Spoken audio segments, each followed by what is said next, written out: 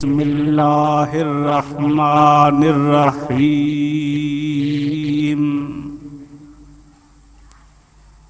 या अय्युहल्लज़ीना आमनुत्तकुल्लाह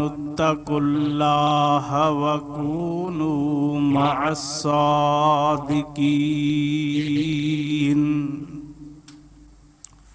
सदक़ल्लाहु मौलानल अज़ीम व बल्लगना रसूलुहुन नबियुल करीमुल अमीन। व नहनु अला ज़ालिका लमिनश शाहिदीन वश्शाकिरीन वज़्ज़ाकिरीन वल मुतमइनीन वल मुक्किनीन वल्हम्दुलिल्लाहि रब्बिल आलमीन। इन्नल्लाह व मलाइकतहु युसल्लूना करीमिना व रऊफ़िना व रहीमिना व आलाना व औलाना व मौलाना व हादियना व महदियना सय्यदना मुहम्मदिन व आलिही व अस्हाबिही अजमईन। बंदे परवरदिगारम उम्मते अहमद नबी सल्लल्लाहु अलैहि वसल्लम। दोस्त दारे चार यारम ताब औलादे अली। मज़हबे हनफी है दारम मिल्लते हज़रत खलील। खाक पाए गौस आज़म ज़ेर साया हर वली। मुरसल ज्वाला शान थियो आखिर नबी ज़मान थियो। नाज़िल मथे सु क़ुरआन थियो बलगल उला बिकमालिही। सभ खां सजण सुहिणो हुयो जहिड़स न जग में को बियो। आ हुस्न जो रोशन दियो कशफ़त दुजा बिजमालिही। आदत संदन अक्सीर आ इस्लाम जी तस्वीर आ। क़ुरआन जी तक़रीर आ हसनत जमीउ ख़िसालिही। तारीफ़ तुंहिंजी अहमदा चवंदो ही आजिज़ छा गदा। क़ुरआन में कई खुद खुदा सल्लू अलैहि वालिही।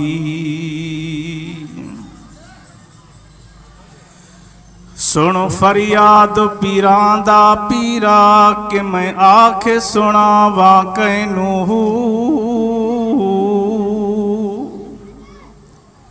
सुन फरियाद पीरां दा पीरा कि मैं आखे सुनावा कैनू। तहें जहिड़ा मैनू होर न कोई मैं जे हालख तैनू। फूल न कागज़ बदियां वाले दर तू धिक न मैनू हो। मैं विच एडा गुनाह न होवे या हज़रत बाहू तू बख्शावी कैनू हो। मट न मुहियदीन जो तोणे पीर पाइन ब्या पर। मट न मुहियदीन जो तोणे पीर पाइन ब्या पर। जीलानी जे जोश खां कंबी विया काफ़र। पोइ ग़ुलाम हैदर गोदड़ियो थो पाक मंगे पाखर पोइ हामी रोज़ हशर जीलानी तजहान जो।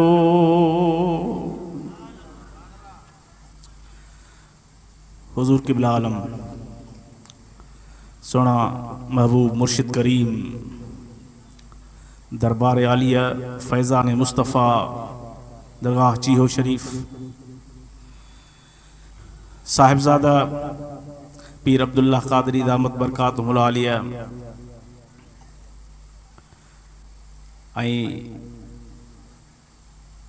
हिन महफ़िल जा सरपरस्त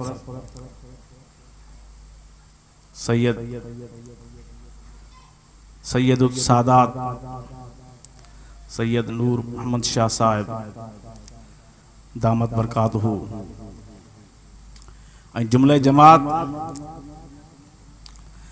अल्लाह तबारक व तआला जे ज़ात बाबरकात जे मुक़द्दिस कलाम पाक मां चंद अल्फाज तिलावत करण जो शरफ हासिल कयो आहे। शाल रब्बे ज़ुल जलाल वल इकराम पंहिंजे प्यारे हबीबन करीमन अलैहिस्सलातु वस्सलाम जन जे सदके मूंखे इन्हनि चंद लफ़्ज़नि जे सही तर्जुमे ऐं मुख़्तसर तशरीह करण जी तौफ़ीक़ अता फ़रमाए। शाल रब्बे ज़ुल जलाल पंहिंजे प्यारन नबीयन रसूलन सिद्दीकन शहीदन वलीयन गौसन कुतबन अब्दालन नेकन सालिहन जे सदके असां तव्हां सभिनी खे क़ुरान करीम जी हिक हिक आयत ते अमल करण जी तौफ़ीक़ अता फ़रमाए। मुंहिंजा अज़ीज़ दोस्तो, ही अज जी महफ़िल भलारी महफ़िल खुशनसीबी वारी महफ़िल नेक बख्ती जी महफ़िल जंहिंमें हज़रत सैयदना गौसुल आज़म साईं पीरान पीर दस्तगीर रज़ी अल्लाह ताला अन्हु जो ज़िक्र कयो वेंदो। हज़रत गौसुल आज़म साईं रज़ी अल्लाह ताला अन्हु जो ज़िक्र अल्लाह जे वलीयन कामिलन जो ज़िक्र नेकन बानहन नेकन सालिहन जो ज़िक्र इहा बि रब करीम जे दरबार में हिकड़ी इबादत आहे। तव्हां असां सभई पंहिंजे ॻोठनि खां पंहिंजे घरनि खां निकिरी करे हिन महफ़िल में अची वेठा आहियूं। सिर्फ़ असां तव्हांजो मक़सद इहो आहे त असांजा हज़रत गौसुल आज़म साईं पीरान पीर दस्तगीर राज़ी थियनि। जेकॾहिं हज़रत गौसुल आज़म साईं पीरान पीर दस्तगीर रज़ी अल्लाह ताला अन्हु राज़ी थींदा त असां तव्हांजा दुनिया में भी बेड़ा पार ऐं आख़िरत में भी बेड़ा पार थींदा।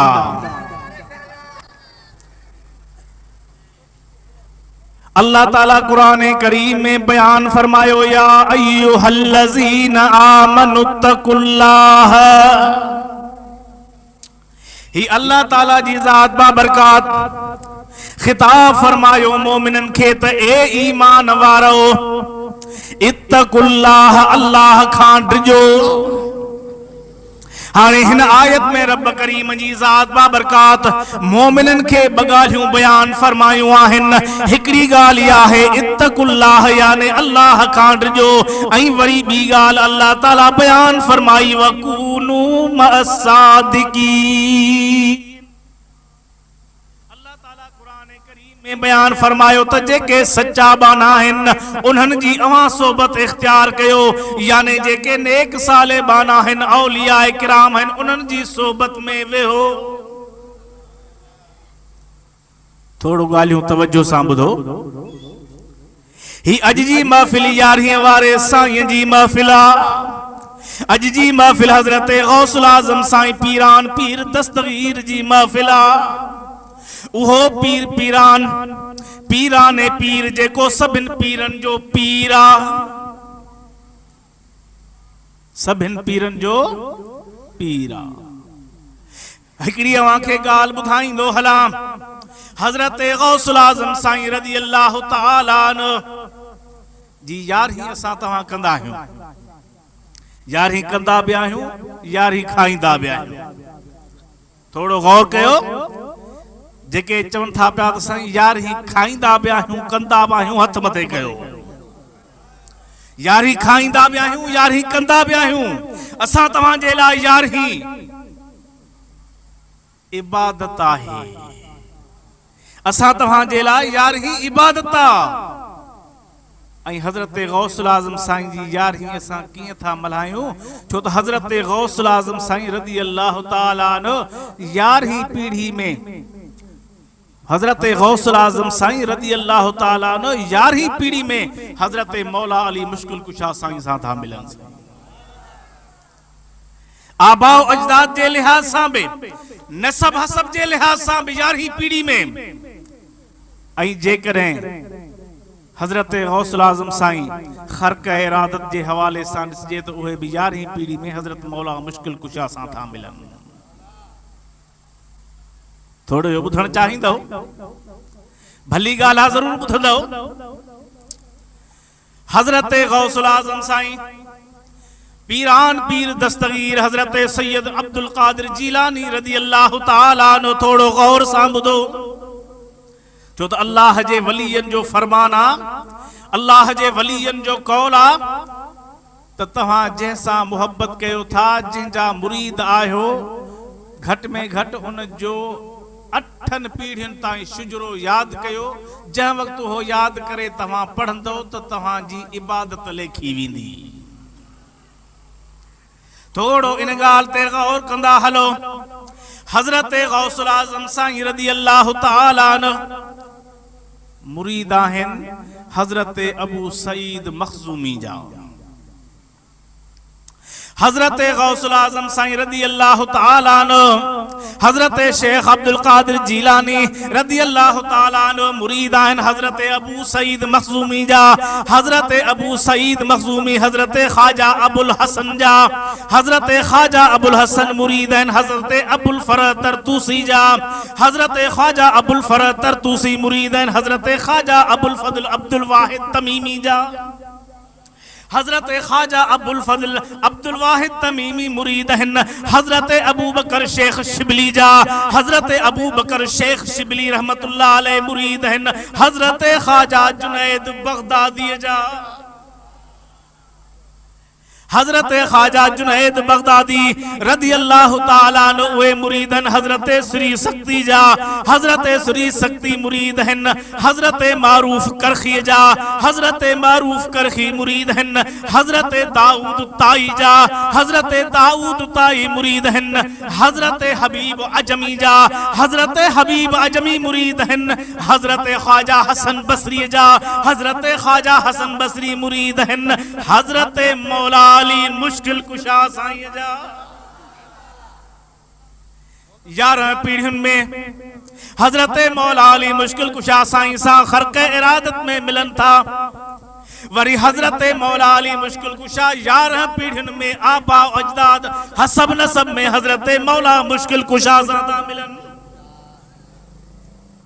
हजरत मौला सैयदना शेख अब्दुल कादिर जीलानी रज़ी अल्लाह ताला अन्हु फर्जंद आहिनि अदा ॿुधंदव न दिल चवे थी हजरत शेख सैयदना अब्दुल कादिर जीलानी रज़ी अल्लाह ताला अन्हु फर्जंद आहिनि हजरत अबू सालिह मूसा जंगी दोस्त जा हजरत शेख अबू सालिह मूसा जंगी दोस्त फर्जंद हैं हजरत अब्दुल्लाह जलीली जा हजरत अब्दुल्लाह जलीली फर्जंद हैं हजरत यहया जाहिद जा हजरत यहया जाहिद साईं फर्जंद हैं हजरत शमसुद्दीन ज़करिया जा हजरत शमसुद्दीन ज़करिया फर्जंद हैं हजरत अबू दाऊद जा हजरत अबू दाऊद साईं फर्जंद हैं हजरत अब्दुल्लाह सालिह जा हजरत अब्दुल्लाह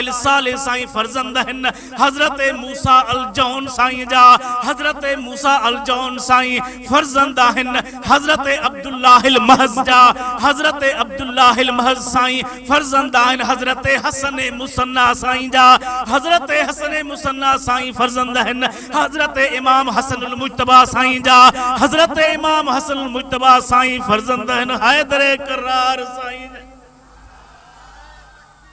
अल्लाहु अकबर या रसूल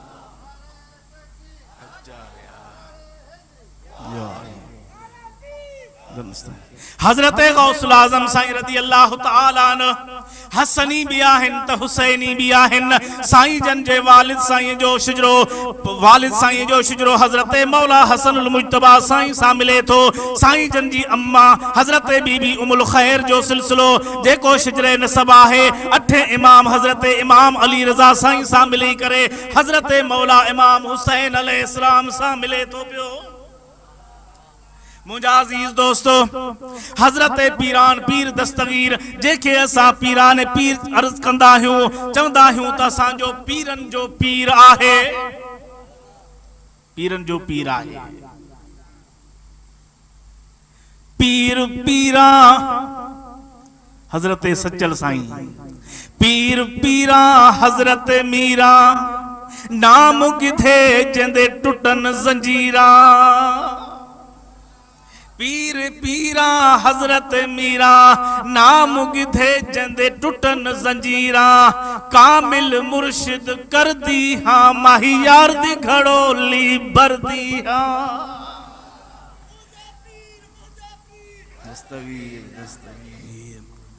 अदा गौर कयो ही जेके सिलसिला हलन था पिया असा तवा कादरी सिलसिले जो अगवान हजरत गौसुल आजम साईं पीरान पीर दस्तगीर रदी अल्लाह तआला अन्हु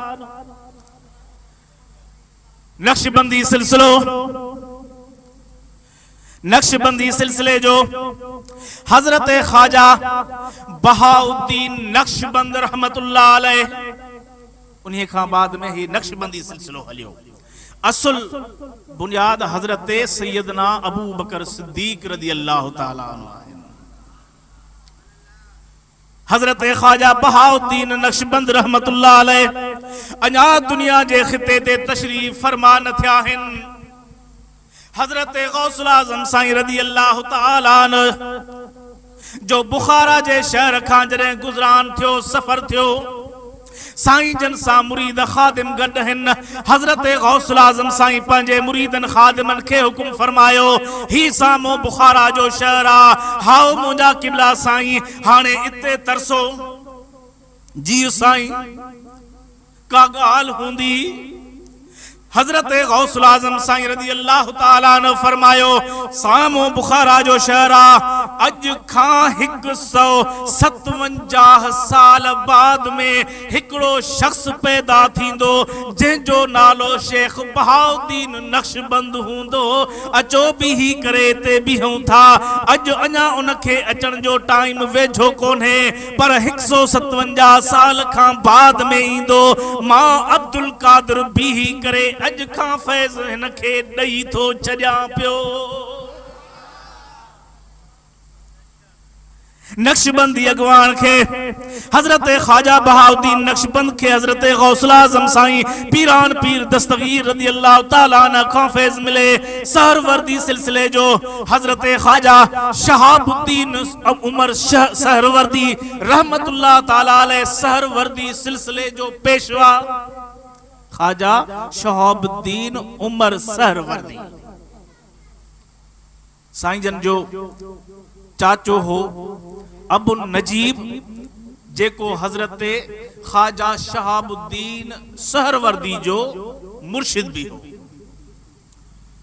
हजरत ख्वाजा शहाबुद्दीन सहरवर्दी सिलसिले जो अगवान 14 सालन जी उम्र आहे। घणन सालन जी 14 साल। जॾहिं जो 14 सालन जी उम्र में आयो हिनखे अल्लाह जी ज़ात बाबरकात जे तरफा एतिरो त इल्म अता थियो जो दुनियावी इल्म जा हिन जे सीने में समुंड बणिजी विया। अञा 14 सालन जी उम्र जो आ इल्म तफसीर भी मौजूद आ इल्म हदीस भी मौजूद आ इल्म फिक़ह भी मौजूद आ इल्म उसूल हदीस भी मौजूद आ। हर शय जो इल्म हिनखे मौजूद थी वियो। इल्म जा खजाना सीने में अची विया।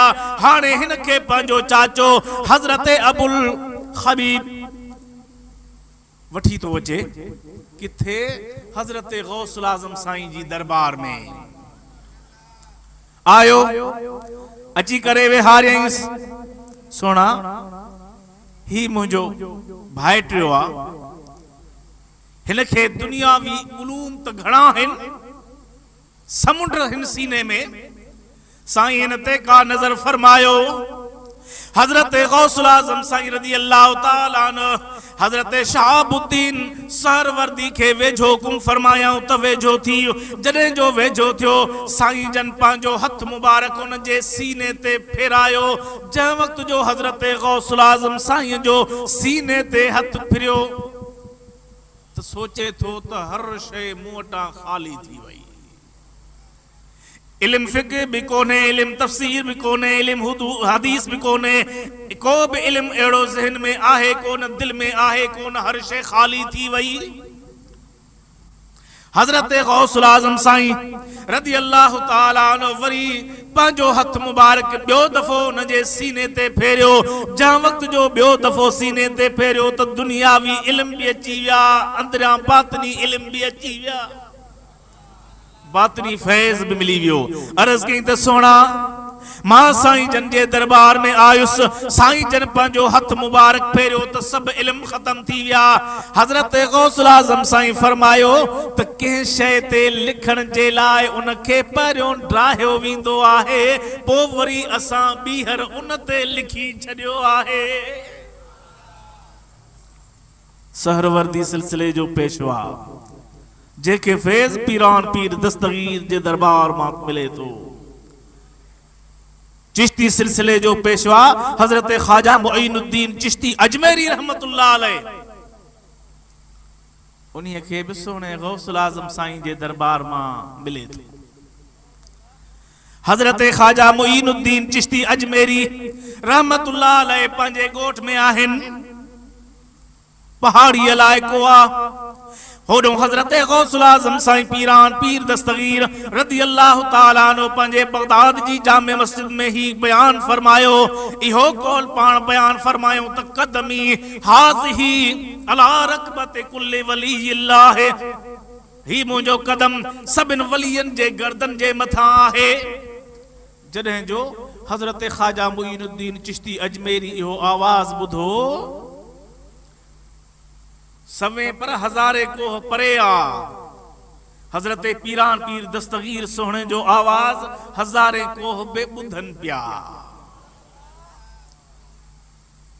जो त ही त वलियन जी समाअत हुई वलियन जो ॿुधण हो पर हजरत गौसुल आज़म साईं जे दरबार में जामे मस्जिद जुम्मे जी नमाज जेका थींदी ही रिवायत में चे थो पियो त 50,000 माण्हू जुम्मे जी नमाज में हूंदा हा कॾहिं 70,000 माण्हू जुम्मे जी नमाज में मौजूद हूंदा हा हजरत गौसुल आज़म साईं लाउड स्पीकर इस्तेमाल न हूंदो हो उन वक्त हुआ ही कोन हजरत गौसुल आज़म साईं खिताब फरमाईंदा हा त उहो आवाज़ जेको पहिरीं सिफ़ वारो ॿुधंदो हो उहो आवाज़ जेको 50,000 पोइते माण्हू वेहे उहो सिफ़ वारो साॻियो आवाज़ ॿुधंदो हो हिकु दफ़े हजरत गौसुल आज़म साईं रज़ी अल्लाह ताला अन्हु बयान फरमाए रहा आहिनि खिताब फरमाए रहा आहिनि खिताब हली रहियो आहे खिताब जे हलंदे हलंदे मथां हिकड़ी चील आई जेका अची करे मथां रड़ियूं करण शुरू करे ॾिनई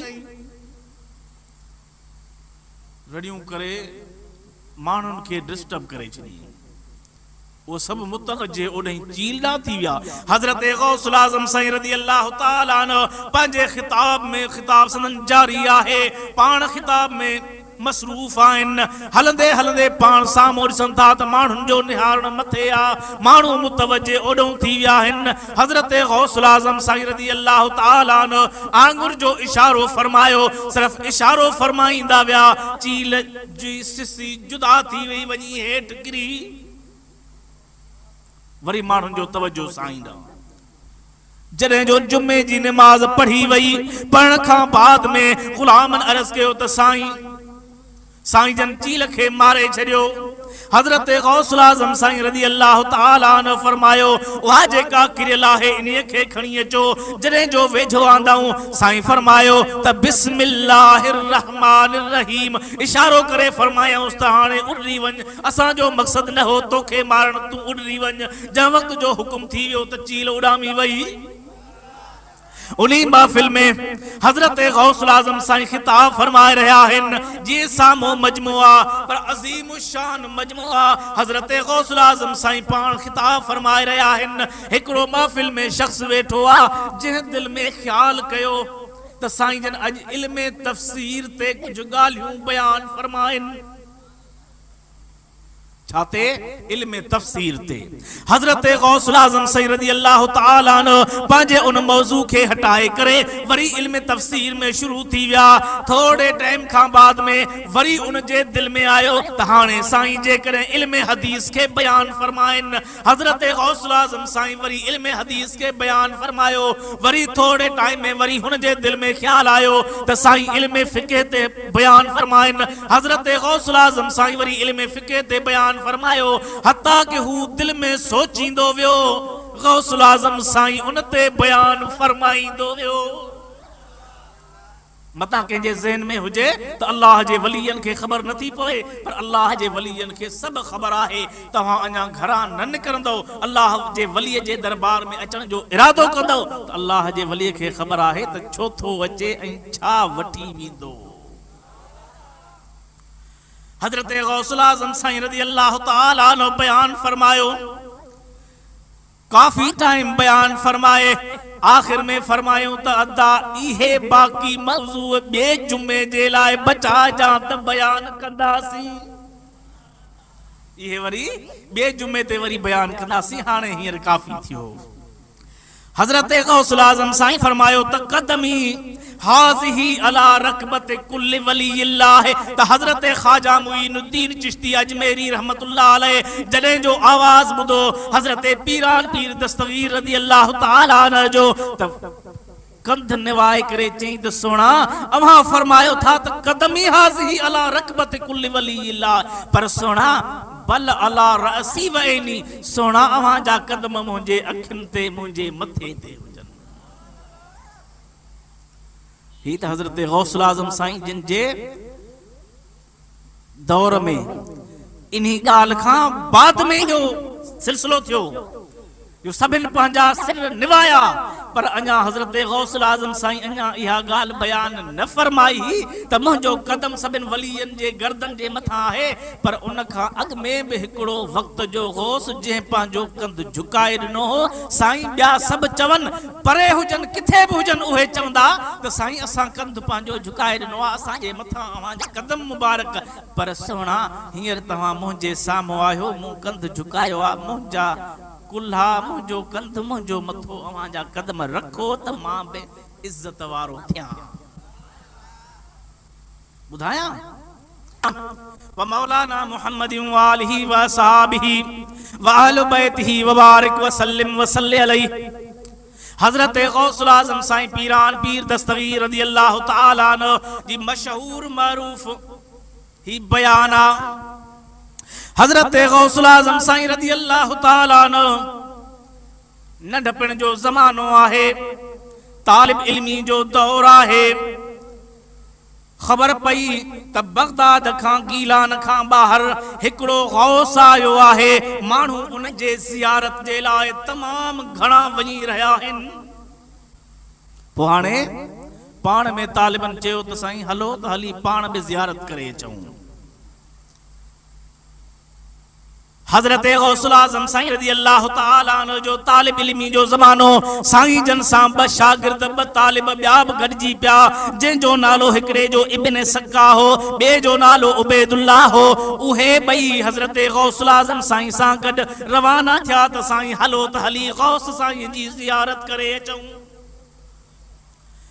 हजरत गौसुल आज़म साईं रज़ी अल्लाह ताला अन्हु रवाना आहिनि, रस्ते सां हली रहिया आहिनि, वाट ते पाण में गुफ्तगू करे रहिया आहिनि। हजरत गौसुल आज़म साईं फरमायो त त तव्हां छा था चवण चाहियो?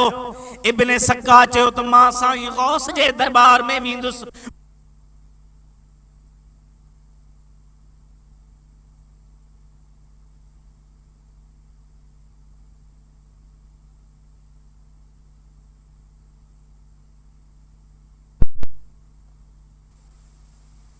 आज़म साईं खां पुछूं त साईं तव्हां छा पुछंदो?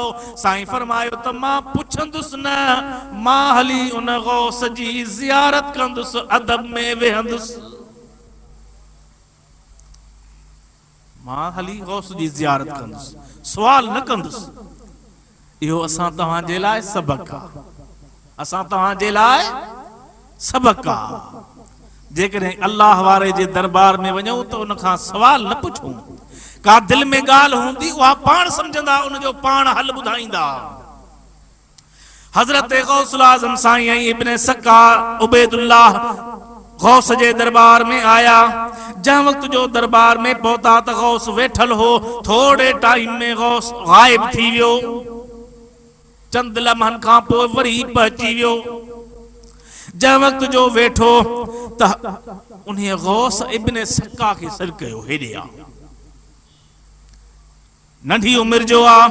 जॾहिं जो इब्ने सक्का वेझो आयो, उन गौस फरमायो त इब्ने सक्का तो पंहिंजे दिल में, पंहिंजे ज़हन में इहो सवाल सोचो हो, ही तुंहिंजो सवाल आ ऐं इन सवाल जो ही जवाब आहे। पर मां ॾिसां थो पियो त तुंहिंजो उहो दौर थींदो, उहो दौर थींदो जो तूं मरंदे त इस्लाम खां खारिज थी मरंदे, मरंदे त कुफ्र ते मरंदे। वरी उबैदुल्लाह खे सॾु कयूं त साईं तूं हेॾे आ। जॾहिं जो उहो वेझो आयो, चई साईं तो पुछो हो ही सवाल ऐं तो चयो हो त मुंहिंजे सवाल जो जवाब ईंदो। ही तुंहिंजो सवाल आ, ही उन जो जवाब आ। पर मां ॾिसां थो पियो त उहो टाइम ईंदो जो तुंहिंजे हिननि कननि ताईं दौलत में ग़रक़ हूंदे। हज़रत गौसुल आज़म साईं खे सॾु न कयऊं। थोड़ो गौर सां ॿुधो। हज़रत गौसुल आज़म साईं खे सॾु न कयऊं। इब्ने सक्का खे भी सॾु कयऊं, उबैदुल्लाह खे भी सॾु कयऊं। जॾहिं जो हज़रत गौसुल आज़म साईं जो वारो आयो, पाण पंहिंजी मसनद तां उथी करे हज़रत गौसुल आज़म साईं जे दरबार में वेठा। पर अहिड़े नमूने सां वेठा जीअं अतहियात में वेहबो आहे। या रसूल अल्लाह, हक चारिया या अली मुस्तफी।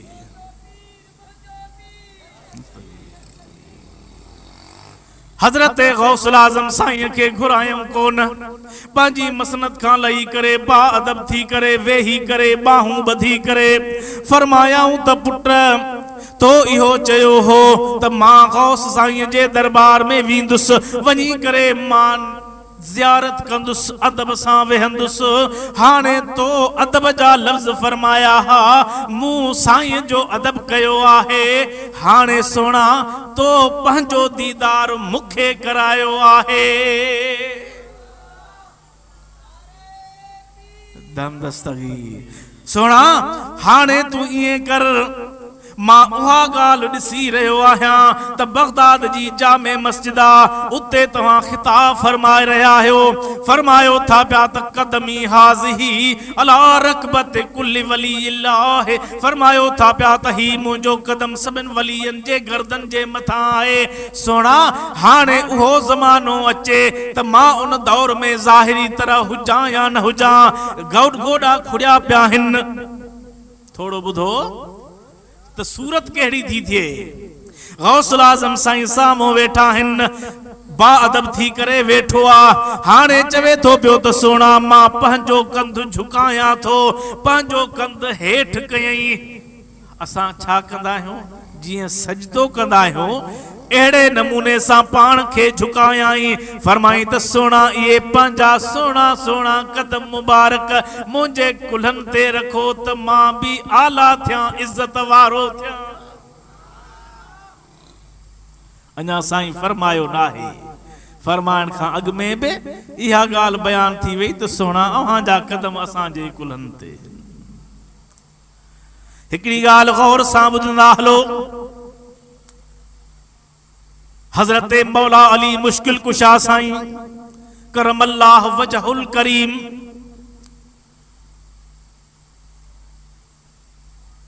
जेके भी यार यानी हजरत मौला अली मुश्किल कुशा जा जेके औलाद में इमाम हैं 10 इमाम, घणा साईं 10 इमाम, यारों हजरत मौला अली मुश्किल कुशा साईं पाण, 12 इमाम इंदो, इमाम मोहम्मद महदी इंदो। हजरत मौला अली मुश्किल कुशा साईं पाण वलियन जा सरदार हैं। अम्मा सैयद खातून जन्नत सलामुल्लाह अलैहा हजरत इमाम हसनुल मुज्तबा साईं, हजरत इमाम हुसैन अलैहिस्सलाम साईं, हजरत इमाम ज़ैनुल आबिदीन साईं, हजरत इमाम मोहम्मद बाकर साईं, हजरत इमाम जाफर सादिक साईं, हजरत इमाम मूसा काजिम साईं, हजरत इमाम अली रजा साईं, हजरत इमाम मोहम्मद तकी साईं, हजरत इमाम अली नकी साईं, हजरत इमाम हसन अस्करी साईं, ये सभई हजरत मौला अली साईं जे विलायत जा मोहताज आहिनि। पर साहब ऐं ताबई तबो ताबई उहे सभई हजरत मौला अली मुश्किल कुशा साईं जा मोहताज। पर उन्हनि खां अलावा जेके भी वली क़यामत ताईं थींदा सभई पीरान पीर दस्तगीर जे विलायत जा मोहताज आहिनि। सब विलायत जा मोहताज आहिनि, गौसुल आज़म साईं जा मोहताज आहिनि। हिकु दो दुरूद पढ़ो, मां हिकिड़ी ॻाल्हि हाज़िर कंदुसि। अल्लाहुम्मा सल्ली अला सय्यदना व मौलाना मुहम्मदिन व आलिहि व अस्हाबिहि व अहलि बैतिहि व बारिक व सल्लिम व सल्ली अलैहि। हजरत गौसुल आज़म साईं जो जिक्र करणो ही करणो, छो त के चवंदा आहिनि त असांजे मथां असांजे बुज़ुर्गनि जे मथां असां ॿुधा आहिनि, ये ॻाल्हियूं ॿुधियूं आहिनि। के चवंदा आहिनि त उन्हनि जे मथां कदम साईं जो कोन्हे को उन दौर में हो। पर हजरत गौसुल आज़म साईं जो कदम मुबारक क़यामत ताईं जेके भी वली हूंदा उन्हनि जे गर्दन जे मथां आहे। जेकॾहिं वली नाहे त पोइ का ॻाल्हि कान्हे। हजरत गौसुल आज़म साईं रज़ी अल्लाह तआला अन्हु असां तव्हां ते मेहरबान आहिनि, असां तव्हां ते मेहरबान आहिनि, जंहिंजो सबूत ही साम्हूं मौजूद आहे। असां तव्हां आया आहियूं गौसुल आज़म साईं जे दरबार में उन जूं ॻाल्हियूं ॿुधण जे लाइ, यारी शरीफ जे लाइ। हजरत गौसुल आज़म साईं रज़ी अल्लाह तआला अन्हु पंहिंजे बगदाद शरीफ में मौजूद आहिनि। बगदाद शरीफ जो हिकिड़ो शख्स आहे जेको ताजिरा वापारी आ, जंहिंजो नालो अबुल मुज़फ़र, जंहिंजो नालो अबुल मुज़फ़र, जेको तिजारत जे ख्याल सां वापार जे ख्याल सां शाम ॾांहुं वञे थो पियो। वो हिकड़े बुजुर्ग हजरत हम्माद रहमतुल्लाह अलैहि वट आयो, अची करे चई साईं हाणे मुंहिंजो इरादो आहे त मां शाम ॾांहुं वञा, हलब ॾांहुं वञा, दमिश्क ॾांहुं वञा, वञी करे वापार कयां। कुछ 700 दीनार मूं वटि आहिनि, इन्हनि जो वञी वापार करे मोटी अचां। हजरत हम्माद अब्बास रहमतुल्लाह अलैहि उनखे फरमायो त पुट न वञ, मनो कयोसि। साईं ॿिया दोस्त वञनि था पिया काफ़िले सां, मुंहिंजो बि इरादो आहे त मां बि वञा। हजरत हम्माद रहमतुल्लाह अलैहि फरमायो त पुट जेकॾहिं तूं वेंदे त क़त्ल थी वेंदे ऐं फुरजी वेंदे, जेका तो वटि पैसा आहिनि सभई खसिजी वेंदा ऐं क़त्ल थी वेंदे। साईं पोइ छा कयां? जी मुझो चवण इहो आहे, पोइ हाणे तुंहिंजी मर्ज़ी। हज़रत अबुल मुज़फ़र हज़रत गौसुल आज़म साईं जे दरबार में आयो, अची करे अर्ज़ कई त सोना मूंखे हज़रत हम्माद अब्बास रहमतुल्लाह अलैह इजाज़त न ॾिनी आहे। साईं जन मूंखे कहिड़ो था हुकुम फरमाइनि? हज़रत गौसुल आज़म साईं फरमायो त मूं वटि आयो आहीं, मूं वटि आयो आहीं त हाणे तुंहिंजो ज़ामिन मां आहियां।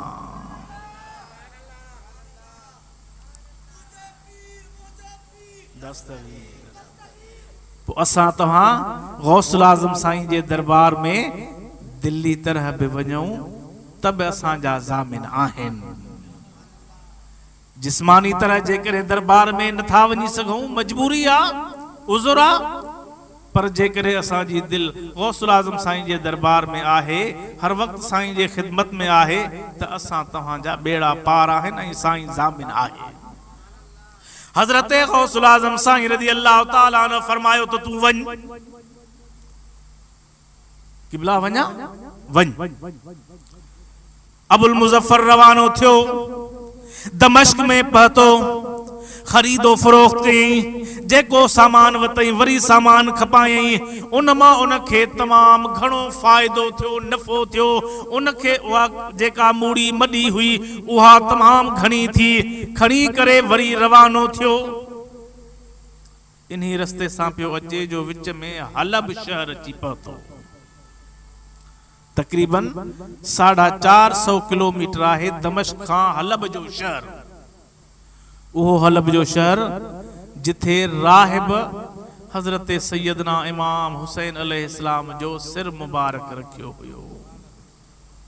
महबूब मुर्शिदन करीमन जी हिन गुलाम ते ॿिया बि दोस्त ते वेठा आहिनि, साईं अब्दुल अलीम साहब जन ॿिया दोस्त आहिनि। साईं जन जी मेहरबानी जो हिन गुलाम खे बि हलब जी साईं जन जे उते जिते सिर मुबारक रखियल हो राहिब जे घर में, हुन जी ज़ियारत करण फरमाई। जॾहिं जो ही दमिश्क खां वापसि आयो, हलब अची पहुतो, रात थी वई, ही उते रहिया। हिकिड़ो मुसाफ़िर खानो हो, जंहिं मुसाफ़िर खाने में रात जे टाइम ते हिननि रहाश इख्तियार कई।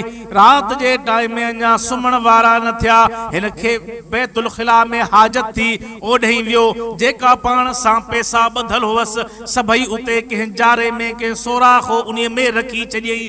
ही उते पंहिंजी हाजत पूरी करे वरी मोटी अची पंहिंजे बिस्तरे ते सुम्ही पियो।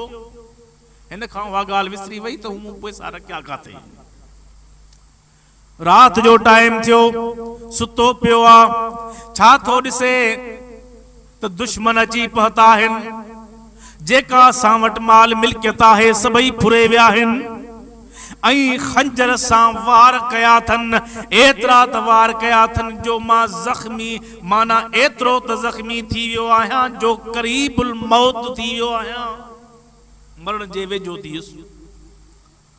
कुछ टाइम खां बाद में वरी जो मूं अखियूं खोलियूं त अबुल मुज़फ़र चवे थो पियो त जंहिं वक़्तु मूं अखियूं खोलियूं त हथ जो लायां पाण खे त हथनि में पेरनि में सूर महसूस थिए पियो, हथनि में पेरनि में सूर महसूस थिए पियो।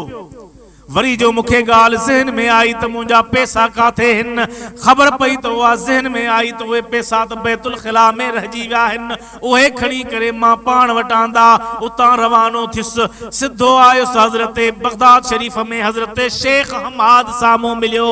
उन्हीअ चयो त ख़ैर सां मोटी आए? हाओ साईं ख़ैर सां मोटी आयुसि। तूं जॾहिं हितों रवानो थिए त हज़रत गौसुल आज़म साईं पीरान पीर दस्तगीर रज़ी अल्लाह ताला अन्हु तुंहिंजे लाइ 17 दफ़ा दुआ घुरी हुई त वञे ख़ैर सां मोटे। साईं अहां मनो फरमाई ही। हज़रत शेख हम्माद चवे थो पियो त अदा जंहिं वक़्तु तो मूंखां इजाज़त वरती पए, मूं जो मथे निहारियो त लोहे महफूज़ में लिखियल हो। छा लिखियल हो? त ही हितां रवानो थींदो, हलब में इन ते हमलो थींदो ऐं ही क़त्ल थी वेंदो। तंहिं करे मां उहो लोहे महफूज़ मां ॾिसी करे मां तोखे इहा सिधी ॻाल्हि ॿुधाई ही। हाणे पीरान पीर दस्तगीर जी मर्ज़ी आहे बचाए, पीरान पीर दस्तगीर जी मर्ज़ी आ त बचाए। मोकलाए करे हजरत पीरान पीर दस्तगीर रज़ियल्लाहु ताला अन्हु जे दरबार में आयो। जंहिं वक्त जो अची वेठो त साईं जन तबस्सुम फरमायो त शेख हमाद तोखे छा चयो? सोना सब ख़बर थव। शेख हमाद तोखे चयो हो मुझे नाले त 17 दफा दुआ घुरी ही, 17 दफा तुझे लाए न घुरी हम, पर मुखे हर वक्त याद हुए 70 दफा तुझे लाए दुआ घुरी हुई। पर हाणे उहा तकदीर तुझी लिखियल हुई, उन तकदीर के असां ड्राहे छड़ियो हो। हजरत इमाम रब्बानी मुजद्दिद मुनव्वर अल्फसानी शेख अहमद फारूकी सरहंदी रहमतुल्लाह अलैह पंहिंजे मकतूबात में लिखन था पिया तो संदन मुर्शिद हजरत अबुल बाकी रहमतुल्लाह अलैह, बाकी बिल्लाह रहमतुल्लाह अलैह फरमायो तकदीर हिकड़ी मुबरम एड़ी हुंदी आ जेका तकदीर ड्राहे न सघबी आ। बियो कंहिं वलीअ खे उन जे ड्राहण जी ताक़त कान्हे, पर पीरान पीर दस्तगीर ड्राहे सघे थो।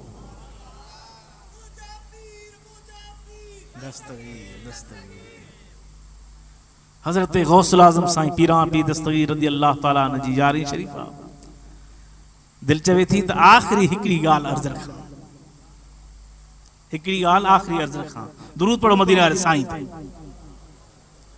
अल्लाहुम्मा सल्ली अला सय्यदना व मौलाना मुहम्मदिन व आलिहि व सहाबिहि व अहले बैतिहि व बारिक व सल्लिम व सल्ली अलैहि। थोड़ो बुधंदो तवज्जो सां। हजरत गौसुल आज़म साईं पीरान पीर दस्तगीर रज़ियल्लाहु ताला अन्हु जे दरबार में हिकड़ो शख्स आयो, मुरीद हो, मुहब्बत करण वारो हो। अची करे दरबार में अर्ज कई त सोना हिन गुलाम जी दावत कबूल फरमायो। साईं दावत कबूल फरमायो। हजरत गौसुल आज़म साईं रज़ियल्लाहु ताला अन्हु फरमायुस त तुझी दावत कबूल आहे, पर मुझो हिकड़ो शर्त आ, जेको शर्त तू पहिरियों पूरो कंदे असां पो तुझी दावत खाईंदासे। पहिरियों शर्त आ, उन खां पो तुझी दावत खाइबी। हजरत गौसुल आज़म साईं जे मुरीद मुहब्बत करण वारो हो। अर्ज़ कई त सोना साईं जन हिकड़ो शर्त था हुकुम फरमाइन, पर हिन गुलाम जे लाइ जेके शर्त हुजन सभई अखिन ते आहिन, कबूल आहिन। मुहब्बत करण वारो हो, मुहब्बत करण वारो हो पंहिंजे मुर्शिद सां। हजरत गौसुल आज़म साईं फरमायो त इहो शर्त आहे त जेका मुंहिंजी सवारी हूंदी पहिरियों उन खे खाराईंदे पो असां तुंहिंजी दावत खाईंदासीं। अर्ज़ कई सोना मां बहराड़ीअ ते वेठो आहियां, ॻोठ जे भरसां बनी आहे, बनीअ में गाह भी आहे, जेको साईं जी सवारी खाईंदी सब शइ उन खे ॾींदासीं। गौसुल आज़म साईं फरमायो त न, मुंहिंजी सवारी गाह न खाईंदी आहे, पर गोश्त खाईंदी आ। सोना माल घणो आ, बकरियूं हिन, रिठूं हिन, मेहूं आहिन, गऊं आहिन, हर शइ मौजूद आ। सोना उहे कुही करे साईं जिन जी सवारी खे ॾींदासे। साईं फरमायो त मुंहिंजी सवारी जानवरनि जो गोश्त न खाईंदी आ, पर इंसाननि जो गोश्त खाईंदी आ। जानवर जो गोश्त न खपे, इंसान जो गोश्त खपे, उहो खाईंदी। सोना साईं जन जो यो शर्त अखिन ते आ, कबूल आहे। साईं जन फरमायो त सुभाणे तो वटि ईंदासे। पंहिंजे घर में वञे थो पियो, का ॻाल्हि इहा शर्त वारी नथो ॿुधाए। पंहिंजे घर वारनि खे, पुटनि खे, घरवारी खे चवे थो पियो त साईं जन सुभाणे मुंहिंजे ग़रीब खाने ते तशरीफ़ फरमा थींदा।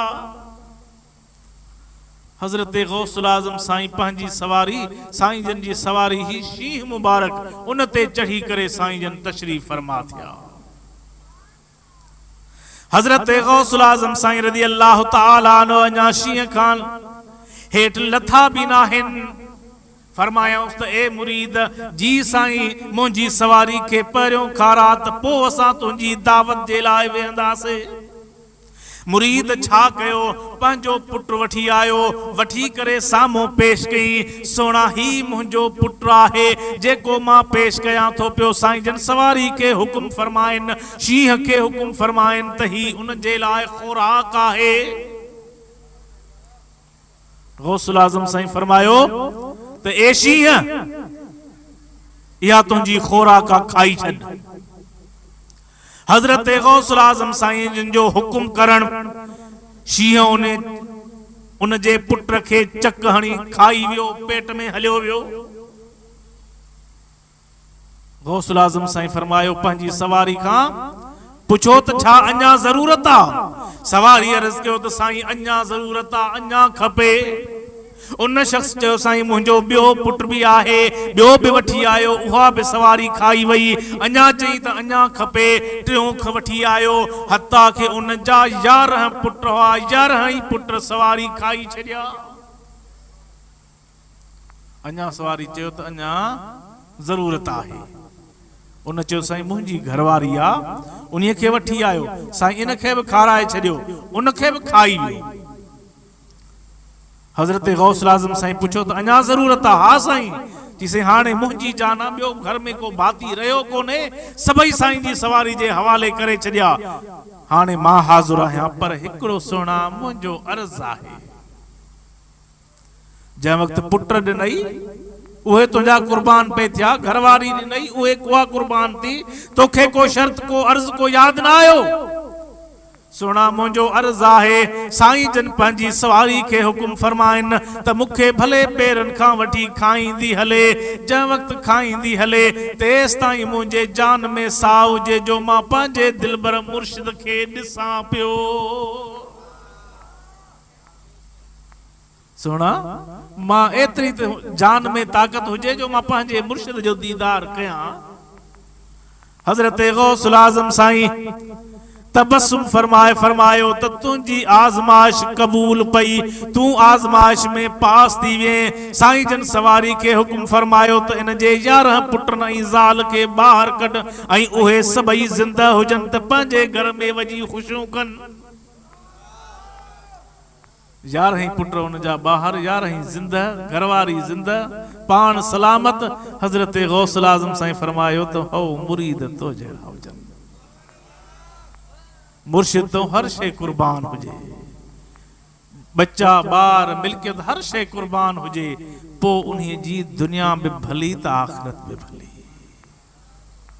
अल्लाह ताला असां तव्हांखे महबूब मुर्शिदन करीमन जी मोहब्बत अल्लाह वारन जो अदब एहतराम नेकन सालिहन जे दरबार जी सोहबत नसीब फरमाए महबूब मदीने वारे साईं जी मोहब्बत साईं जो मीलाद पिरां पी दस्तगीर जी यारही हसनैन करीमैन जो नियाज करण जी खाइण जी तौफीक अता फरमाए छो त असां तव्हां अहल सुन्नत वल जमाअत वारा आहियूं असांखे मीलाद बि हिलाल आहे असांखे यारहीं शरीफ बि हिलाल आहे असांखे नियाज़ शरीफ बि हिलाल आहे असांखे सबील मौला हुसैन अलैहिस्सलाम जी उहा बि असांजे लाइ हिलाल आहे बाक़ी असांजे लाइ ॿियूं शयूं कांव असांजे लाइ हिलाल कोन्हे क़बर असांजे लाइ हिलाल कोन्हे को पर हिकिड़ी फतवा तव्हां ज़रूरु ॿुधी हूंदी तव्हांखे ॿुधाई छॾियां ज़रूरु ॿुधाए छॾियां अल्लामा सनाउल्लाह अमृतसरी फतावा सनाईअ में किबला इहा अवां ज़रूर फतवा ॿुधी हूंदी अल्लामा सनाउल्लाह